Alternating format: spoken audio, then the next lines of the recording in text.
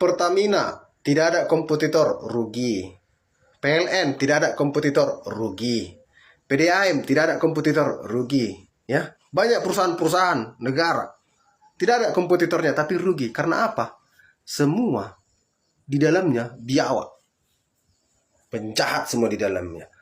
Kenapa mereka bisa korupsi sebesar ini? Ya karena mereka tahu penegak hukum bisa dibayar. Mulut penegak hukum bisa disumpal. Mata-mata penegak hukum bisa ditutupi pakai uang. Penegak hukum itu siapa? Ya polisi, kejaksaan, hakim, ya KPK. Ya kan? KPK dibentuk untuk memberantas korupsi. Kenapa KPK dibentuk? Karena polisi tidak bisa memberantas korupsi. Tapi anehnya KPK anggotanya diambil dari polisi. Kan aneh. Bahkan pimpinan KPK dari polisi. Seandainya dulu polisi bisa memberantas korupsi, nggak perlu ada KPK. Tapi kenapa dibuat KPK? Karena polisi nggak bisa memberantas korupsi. Ngapain dibentuk KPK kalau toh anggotanya diambil dari polisi? Kan aneh. Aneh. Negara ini aneh. Jadi kenapa permainan itu semua bisa terjadi? Ya karena yang mengatur itu semua penjahat semua. Supaya dia aman melakukan kejahatan. Kenapa DPR RI tidak mengesahkan undang-undang RUU perampasan aset koruptor dan hukuman mati?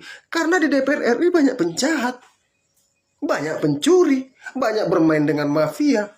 Kenapa pasal-pasal yang dituntut kepada koruptor ringan-ringan? Iya karena polisi, jaksa, hakim sudah sepakat untuk menyelamatkan koruptor ini. Itu aja. Jadi kalau contohnya orang berani korupsi 20 triliun, 100 triliun. Dia bagikan aja 2 triliun untuk penegak hukum. Udah diam penegak hukum. Selamat. Ke media dia siram lagi berapa ratus miliar. Udah. Diam. Itu yang terjadi di negara ini. Itu yang terjadi. Jadi sangat mustahil penegak hukum bisa memponis ringan penjahat kalau tidak ada apa-apa dengan dia. Sangat mustahil penegak hukum bisa memakaikan pasal yang tidak masuk akal kepada orang yang harusnya pasal ini. Jadi negara itu bobrok ketika penegak hukumnya bobrok.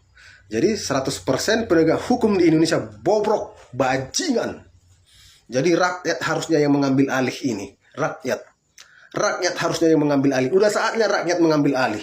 Ya, udah saatnya. Kita ini udah dikuasai oleh raja-raja kecil, raja-raja jahat.